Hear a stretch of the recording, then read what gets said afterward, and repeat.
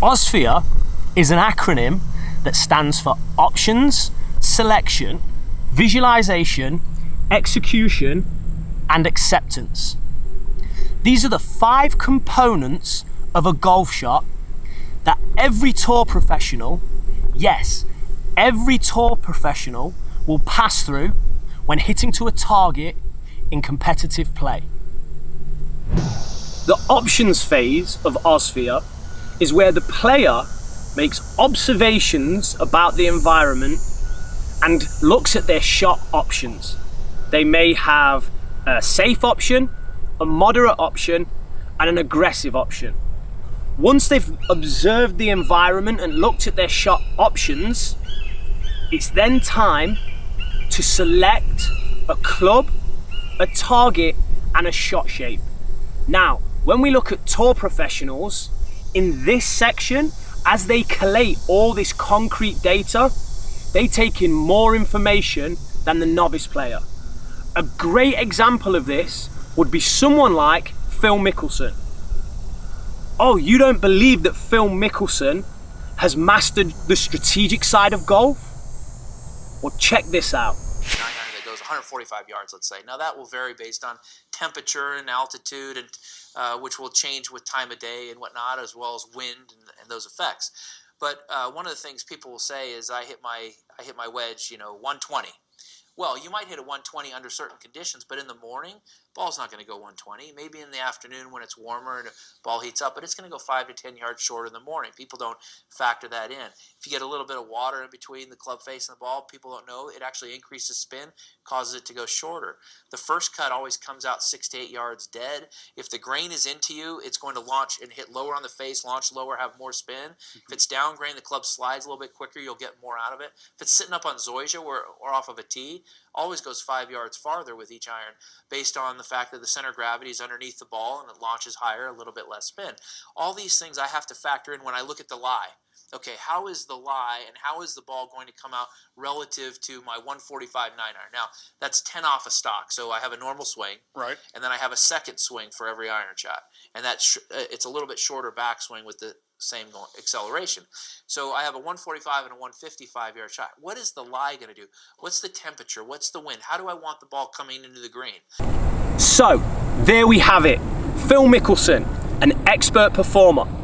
And during the option and selection phases of his routine, he takes in massive amounts of information about the variables in the environment, uses that to build his shot options, and then selects targets, a club, and a shot shape. Now, the elite performer moves into the next component of the pre-shot routine, which is visualization. The goal of visualization is to take this concrete data that was collated during the options and selection phases and now begin to turn it into something more sensory. So, visualization can be use of imagery, can be use of sound, or can be use of feel. An incredible example of a player that takes the concrete data and turns it into something more sensory through visualization is Jason Day. So, don't take my word for this. Let's take a time out and check out what Jason Day does during his routine.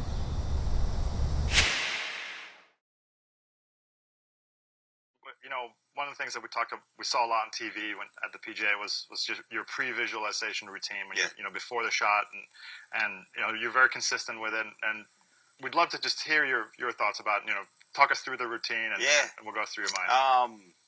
It's kind of been a work in progress over the years, really just trying to trial and error more so, just kind of get the best way or the most efficient way for me to feel comfortable going into a shot. Right.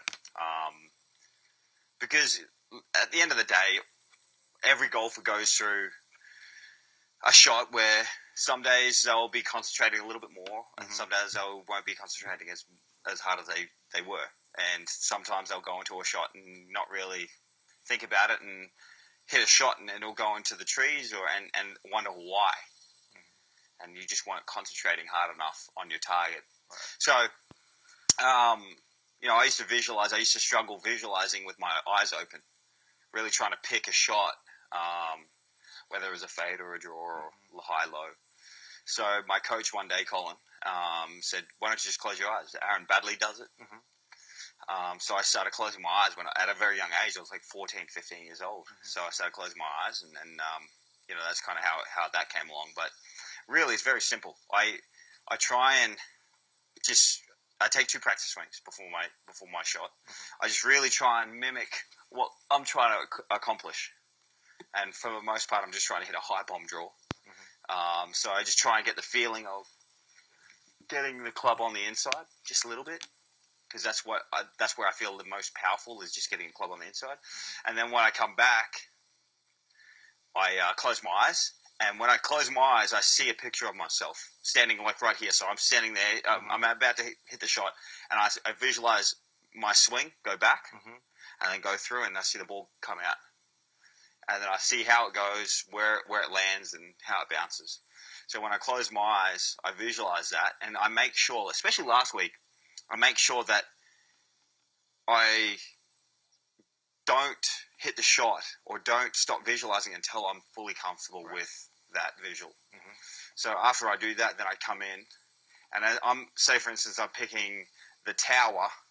I'll be coming in, looking at the tower, but I know where the ball is because I've got my awareness at the ball.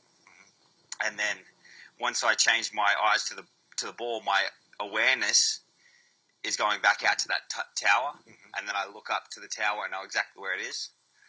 And then I come back, throw my awareness back at the ball, and then I stand over it. And my last thing is taking that one little, kind of, I guess, that little, because we're so static, I just don't want to go straight back. So I just want to make sure that I have that one little waggle, and then think about my target and just hit it as hard as I can. So the biggest thing is to aim small, miss small. It's like when you're shooting at a target, right? You don't shoot at the whole target, especially if you have a gun or a bow and arrow. You're trying to hit that little centerpiece. So with golf, it's hard to kind of hit golf balls like this, because you can't.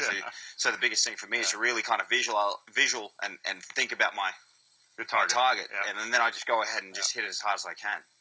Interesting. So that's kind of how I go about my pre-shot routine, and there's a lot of stuff that goes into it. But lately, I've been very disciplined enough to go and say I'm not going to hit the shot until I'm comfortable. You feel ready? Yeah, ready. Yeah. Do you do that on, like, what kind of shots do you do that on every shot? I do it on every shot. Yeah. Yeah, I do it on. So there we have it. An incredible insight into how Jason Day uses visualization to change concrete data from the options and selection phase and turn it into something more sensory, ready to help his brain and body connect and execute the golf shot. So execution is the 4th component of Osvea, and the goal in the execution phase is really to quieten the negative mind. As humans, we are programmed to pay attention to threatening stimuli. This is great if we're crossing a road, because we'll stop, look and listen, and if it's safe, we'll go. This is great for when we're driving a car.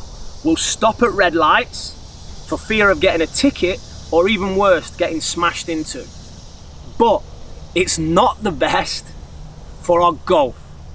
As we approach the execution phase of Osvea, we have to fight our innate human survival mechanisms and keep what I call the inner chimp, the negative mind, silent.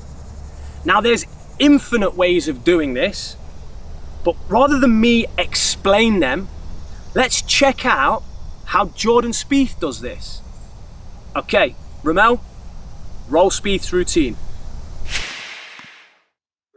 Until I get to kind of pitch shots, it changes a little. But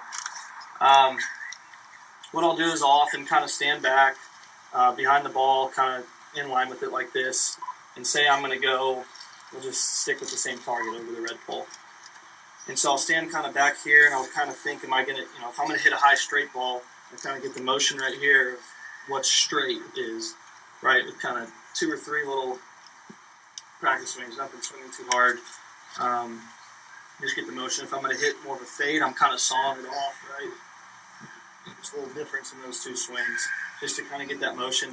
I step back, and you try and see the shot. So I normally stand kind of in this position, look at where that ball is going to travel up in the air, where it's going to drop, the depth that it's going to land. Is it going to fly that bunker out there? Is it going to land just right at it, just left of it?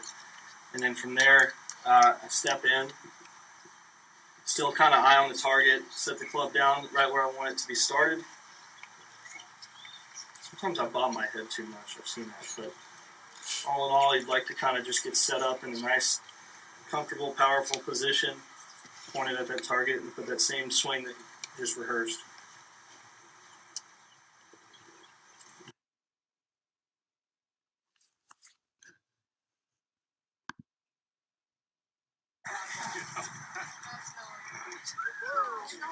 That's the idea. So there we have it. During the execution phase, Jordan Spieth is focused on recreating the same feels that he felt in his practice swing.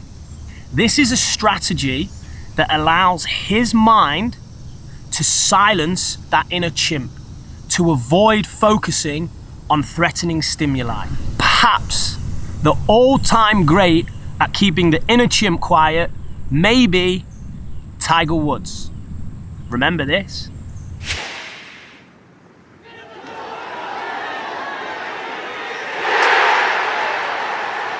Expect anything different?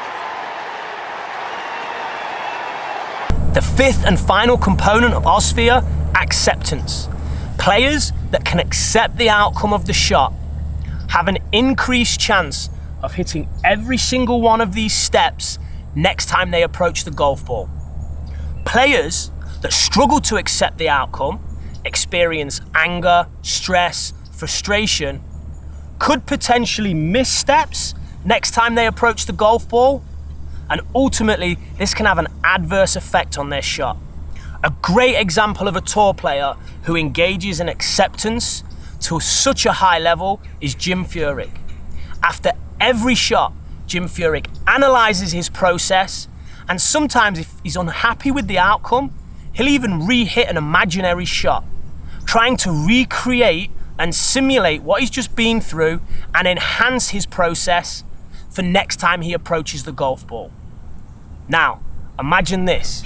Imagine empowering one of your students to go through shot options and selection to the level of Phil Mickelson. Now imagine if this same student had a visualization process like Jason Day.